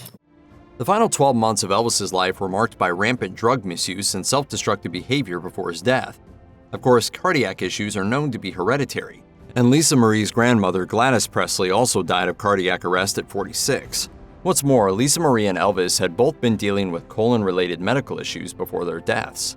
Medical professionals have long suspected that Elvis's heart attack may have been caused by overt physical straining due to the rock star's chronic, most likely drug-induced constipation. Both Lisa Marie and Elvis suffered from drug addiction, and both had drugs in their system when they died, although not in lethal doses. The struggle in addiction for me started at, 45 years old. Yeah. It wasn't like it was happening all my life. Lisa Marie was found to have used oxycodone, among other prescription drugs, while Elvis's bloodstream contained a wide array of prescription opiates. After Lisa Marie's death, her mother Priscilla Presley revealed that her daughter had been in a dark place ever since the 2020 death by suicide of her son, Benjamin Keough. In an interview with Piers Morgan Uncensored, Priscilla shared a haunting memory of a conversation she'd had with Lisa Marie in Memphis, recalling, "She said, Mom, I don't know if I want to be here." Lisa Marie was open about the profound impact of Ben's death. In 2022, during the last few months of her life, she wrote an essay for People in which she said, "Grief is something you will have to carry with you for the rest of your life, in spite of what certain people or our culture wants us to believe. You do not get over it. You do not move on, period." He was the love of her life. That child, she adored him. However, few were aware of the true depths of Lisa Marie's grief, which didn't become public until the posthumous publication of her memoir. After Ben's death, she struggled to decide where to bury him, in Hawaii or at Graceland. During that time, she'd kept her son's body in a spare bedroom at her California home, on dry ice. This is apparently not against California law, although it's thankfully not common practice. Lisa Marie writes, "I got so used to him, caring for him and keeping him there. I think it would scare the living piss out of anybody else to have their son there like that, but not me." On October 1st, 2020, Ben was buried in Graceland's Meditation Garden alongside his grandfather and great-grandmother. 3 years later, Lisa Marie would be laid to rest beside her son. Lisa Marie's autopsy report revealed tragic details about her final months. The weight loss surgery that eventually led to her death had taken place years before, but she was living with painful side effects until the end, including suffering from abdominal pain, nausea, vomiting, and fever-like sensations. While she also had cosmetic surgery during her final months and was treated for a subsequent infection, it appears she didn't seek medical help for her digestive issues. In fact, Presley didn't even tell some of her closest friends that she'd had bariatric surgery. It's unclear whether this was a factor in her decision not to seek help for her abdominal symptoms. Looking back, Priscilla recalled a joyful moment the two shared just after the Golden Globes, laughing and giggling together after tripping on their high heels while heading into the Chateau Marmont for a post-show drink. And then we went there and sat down, and she said, "Mom, I have to go. My stomach really hurts." 48 hours later, Lisa Marie was gone. Plenty of famous rock stars end up surprisingly poor, but you wouldn't expect the only child of Elvis Presley to be among them. However, at the time of her death, Lisa Marie may have been as much as $4 million in debt. I'm not perfect. My father wasn't perfect. No one's perfect. And it's what do you do with it after you learn and then you try and help others. The details of her financial situation began to surface in November 2022 during her custody case with ex-husband Michael Lockwood, but became more widely known after she died. Apart from the $4 million debt, Presley also owed $1 million to the IRS. She did, however, have $25 million and $10 million life insurance policies that she left to her 3 surviving children and her half-brother. But how did she accumulate so much debt? When Elvis died, 9-year-old Lisa Marie inherited his sizable fortune, and on her 25th birthday in 1993, she gained access to the entire estate. Just 11 years later, in 2004, she sold off 85% of her ownership, netting around $100 million, but she held on to Graceland, her family home. However, come 2018, she sued her business manager, claiming his mismanagement had put her $16 million in debt, while he countersued, accusing her of overspending. Whatever the truth really was, it's clear that Lisa Marie had money struggles during her lifetime. When she died, however, the gift of her life insurance policy provided financial security for those she left behind. Baz Luhrmann's 2022 biopic Elvis generated plenty of fresh interest in the Presley family, who showed up and showed out in enthusiastic support of the film. But red carpet appearances can be stressful, and Lisa Marie embarked on a rapid weight loss regimen to be camera ready for the 2023 Golden Globes, losing as much as 50 pounds in just 6 weeks. While she kept her gastric bypass surgery a secret, Presley had previously admitted to experimenting with fad diets. By 2014, however, she told people that simple, clean living was the best fit for her, explaining, "Knowing my family history, my father's side is totally not healthy and they have shorter lifespans, while my mom's side is super fit with long lifespans. I didn't know where I would land. So I said, okay, I'm going to play it safe and try to be as healthy as I can be." Whether or not she continued to eat clean, Lisa Marie's misgivings about her weight would lead her to undergo the bariatric surgery that triggered her fatal bowel obstruction. 2 days before her death, on January 12, 2023, Lisa Marie hit the Golden Globes red carpet alongside Elvis star Austin Butler and the rest of the Presley family. Speaking to the media, she expressed her appreciation for the film and Butler's award-winning performance, and gratitude to Luhrmann for his take on her beloved father's story. Extra host Billy Bush was on the scene, and while interviewing Presley, he realized something was wrong. She was speaking very slowly and hanging on to a friend for balance. When the interview was over, I turned to my producer next to me and said, something's off here. Bush couldn't know that he was interviewing a dying woman, and when the news broke just 2 days later, he reflected on her ability to handle the stress of the moment in spite of her frail appearance. She was cognizant. She was certainly with it. Mm-hmm. She was definitely there, but just a tad off in some way. Unbeknownst to many, Lisa Marie was working on at least 2 books at the time of her death. One was a collaborative memoir with her daughter Riley Keough, who joined the project in 2022 when her mother asked her to help move things along. Keough went on to complete the project, titled From Here to the Great Unknown, a memoir, using audio tapes left behind by her mother. When I first heard the tapes, it was incredibly emotional because it was the first time I'd heard her voice since she had passed away. Lisa Marie was also planning another very personal book project. Together with author and grief expert David Kessler, she was set to write a book on grief, a subject both of them knew well. After Lisa Marie's death, Kessler honored his late friend on Instagram, posting, "I met Lisa Marie after her son Ben died. She wanted to talk to me, not because I was a grief expert, but because I was someone who also had a child die. It became an improbable friendship, but that is how grief works." The book was in the early stages when Lisa Marie died, and its future remains uncertain. For the moment, Presley's 2022 essay on grief for people, which includes a link to Kessler's website, may be the closest thing to a collaboration between the pair we're going to get.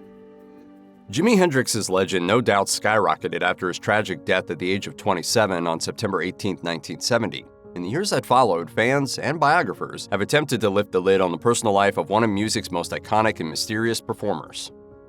One person who has attempted to set the record straight concerning the life of Jimi Hendrix is his father, Al, whose memoir, My Son Jimmy, was published in 1999. He told me one day, he said, someday, Daddy, I'm going to be famous. In it, Al describes the early part of his relationship with Hendrix's mother, Lucille, and the difficulties that befell the family before and after the future rock star's birth. Hendrix was born on November 27, 1942, less than a year after the United States entered World War II.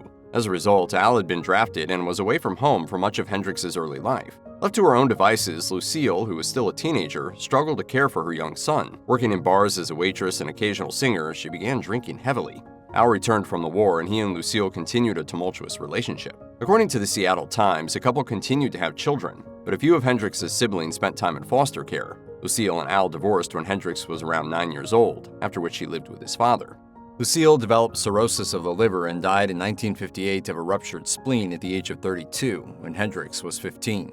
More disturbingly, Hendrix's childhood was also abusive. According to a former girlfriend, in a story described in Room Full of Mirrors, a biography of Jimi Hendrix, Hendrix once told her that he had been molested by an unknown man as a child, a trauma that he carried with him into adulthood. It's no secret that rock stars are often sexually exploratory, and Jimi Hendrix was no exception. In the years since his death, it has become clear that the guitarist had many women in his life, and often had several girlfriends at the same time. Little did anyone outside his immediate circle know at the time, Hendrix had also fathered 2 children during his years of wild living. According to a 1972 Rolling Stone article, the first, a daughter named Tamika, was born February 11, 1967, to Hendrix's ex-girlfriend Diane Carpenter, who lived with the guitarist in both Los Angeles and New York in 1966. It was later reported that Carpenter had attempted to secure a paternity test in the months prior to Hendrix's death. She later filed a lawsuit to claim a portion of the Hendrix estate, though a judge ruled that it should go entirely to Hendrix's father, Al. It was later revealed that Hendrix had another child, a son named James Hendrik Daniel Sundquist, the result of a hookup while on tour in Sweden in 1969. Sundquist was declared Hendrix's legal offspring in 1975 by a Swedish court, even though no biological paternity was ever proven. And in 1995, Rolling Stone reported that Sundquist, who also went by Jimi Hendrix Jr., had taken unsuccessful steps to establish himself as an heir of his father's estate. Today, Jimi Hendrix is considered one of the defining figures of the 1960s counterculture. But the truth is that even as late as 1967, he was struggling to achieve the public profile he and his management team knew he deserved. As such, he wound up signing on to be the opening act for one of the biggest up-and-coming bands in America, the Monkees. The group had burst into the popular consciousness thanks to their self-titled TV show The Monkees, which had become an instant smash after first airing on NBC in 1966. We're being invaded by Martians! However, they were also controversial, especially among hardcore rock fans. The band had been manufactured for the show, and though its members would later establish themselves as songwriters and performers of note, when they first broke through, they were given songs by a writing team. The combination of the Monkees and Hendrix on the same bill was uneven, to say the least. By then, Hendrix was known for his provocative showmanship. He burst into the big time by playing with the guitar between his legs, and his fans never let him forget it. Meanwhile, the Monkees presented themselves as a family-friendly act, with children making up a large portion of their fan base. It was initially reported that Hendrix had been fired from the tour after complaints from the conservative campaign group Daughters of the American Revolution. According to the book Eyewitness Jimi Hendrix, however, this was a rumor manufactured by Hendrix's PR team, as he grew to loathe touring with the Monkees and quit after 7 shows. Jimi Hendrix's energetic and frenetic live shows made him a symbol of youthful vigor and vitality, with few of his fans ever suspecting that he was to lose his life at the age of 27. Behind the scenes, however, the rocker was slowly beginning to unravel, with their demands upon him gradually taking a toll on both his physical and mental health. As well as an extensive touring schedule, he was involved in movies, traveling to Hawaii to film Rainbow Bridge, and had become a habitual user of hard drugs, which meant his performances were becoming increasingly erratic. At the same time, his management required him to find the time to write and record new songs for his 4th studio album, as well as book a fresh list of concerts to continue to build his fan base. It was under such stress, as well as legal issues including the paternity suit, which reportedly left Hendrix depressed and unable to sleep. In response, he leaned even harder on alcohol and drugs, including the sleeping tablets which were directly responsible for his death. Despite the demands of Jimi Hendrix's professional and personal lives both affecting him in his final years, the innovative songwriter and recording artist was arguably back on track when it came to his creativity. For several years, Hendrix's recording career had gone through a comparative dry spell.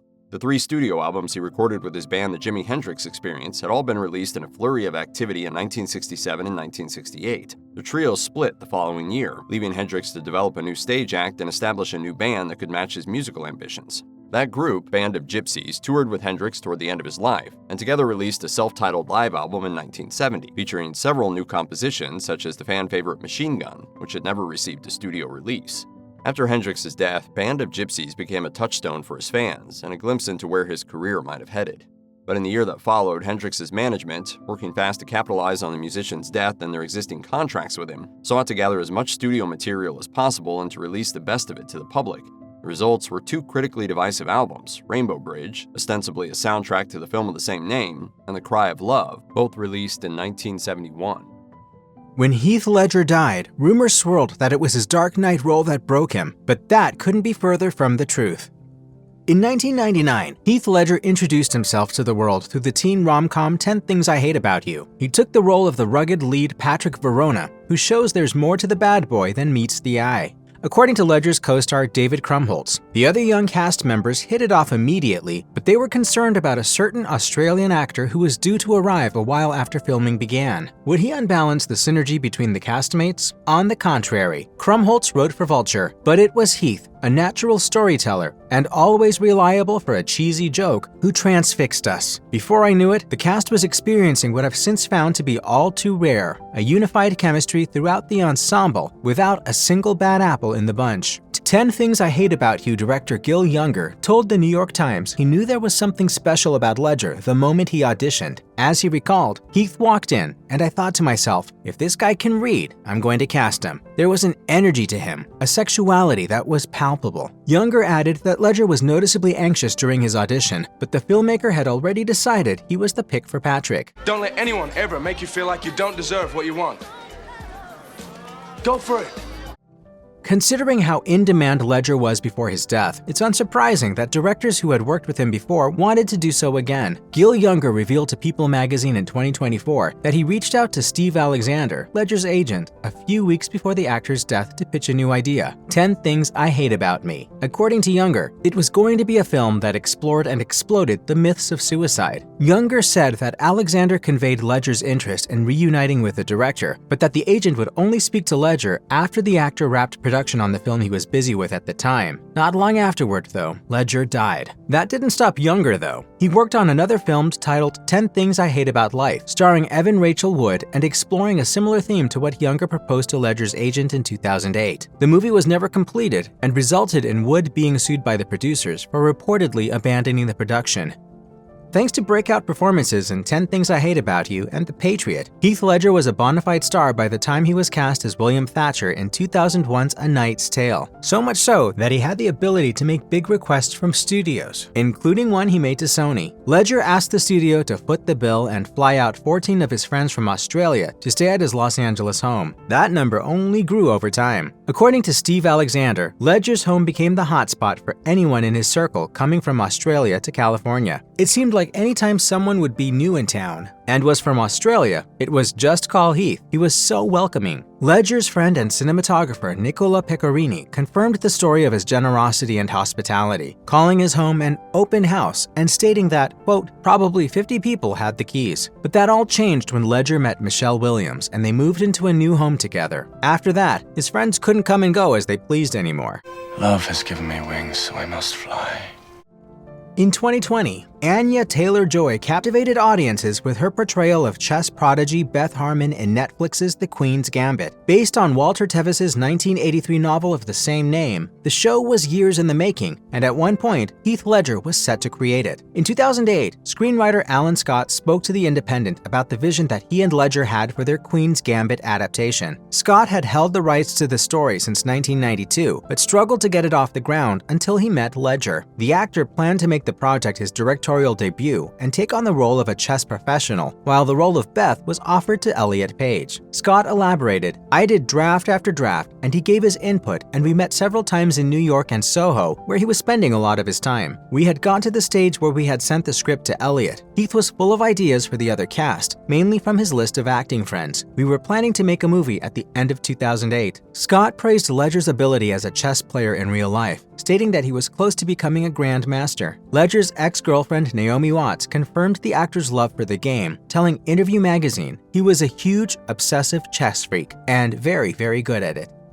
The Queen's Gambit would have been Ledger's first time directing an entire feature-length project, but it's not like he had zero experience with it during his lifetime. During production on The Dark Knight, Christopher Nolan gave the actor a taste of filmmaking power by letting him direct a scene, in the Joker outfit and makeup, of course. Anthony Michael Hall, who plays the small role of reporter Mike Engel in the film, discussed the experience of having Ledger direct him with comicbook.com in 2024. The scene features Hall's character appearing on a television screen hanging upside down while reading a message from the Joker before the villain turns the camera around. Hall didn't find out from the assistant director until the day of filming that it would be Ledger shooting the sequence instead of Nolan. Ledger's handling of the scene impressed Hall, especially since it was all filmed on a handheld camera for dramatic effect. He implied that Ledger channeled the Joker in his direction, stating, he shot it very, very viscerally and all that movement. It works great in the film. It's very cool. There's kind of an anarchy to the way he shot it. It's just like craziness. Do I really look like a guy with a plan?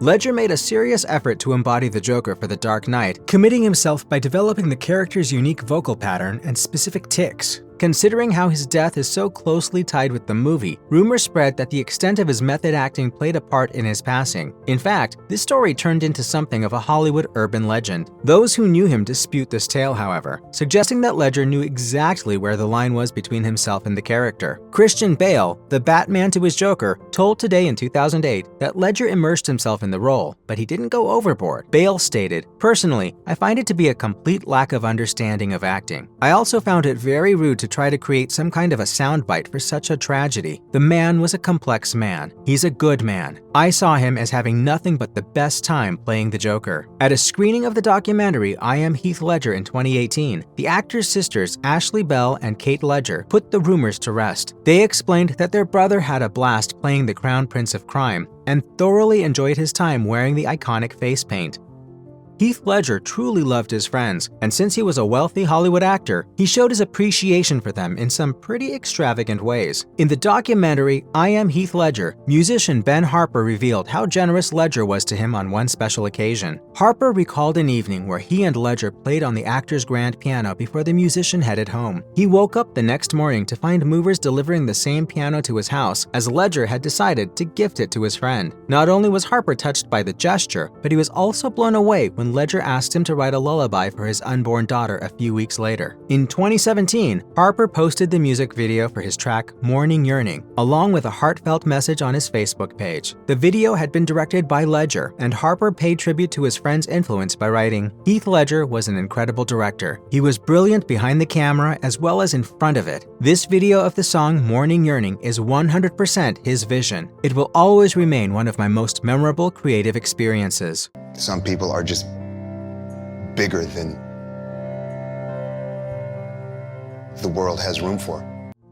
Film connoisseurs know Stephen Gaghan as the writer and director of the award-winning films Traffic and Syriana. On Malcolm Gladwell's podcast, Development Hell in 2024, Gaghan revealed that he had been working with Ledger on bringing Gladwell's novel Blink to the big screen, and that the filmmaker had eyed Ledger as the lead. The pair had been in serious discussions to the point that Gaghan's script was found in the actor's bed when he died. Gaghan explained to Gladwell, "They were there with the body, and our script was in bed with him, and your book was on the bedside table." Gaghan said that he received a call from Ledger's father, Kim, not too long after the actor was found dead, as he had seen Gaghan's number written down. Gaghan was shocked by the tragedy and the script's peculiar placement. After Ledger died, Gaghan ceased all work on the project. Heath Ledger cemented his status as a household name with the success of A Knight's Tale. It brought a new level of attention and popularity for the actor, but also frightened him, as Steve Alexander told Interview magazine. Naomi Watts shared a similar sentiment, explaining how Ledger never wanted to be a teenage hunk and fought to be seen as a serious artist. I've waited my whole life for this moment. According to director Matt Amato, Ledger started to resent the fame he achieved after A Knight's Tale. As Amato said, he wanted fame, and then when he got it, he didn't want it. He was mortified, and he felt owned. In 2024, Samuel Johnson, an Australian actor and one of Ledger's friends, appeared on the Aussie radio show Will and Woody and talked about an incident in which he experienced Ledger's level of celebrity firsthand. Johnson explained how they were walking together when he saw 4 fans faint after seeing Ledger in the flesh. He claimed, "I've never seen anything like it. It was phenomenal. I asked him, 'How do you cope?' and he just looked at me with a world of sadness in his eyes and said, 'I don't.'"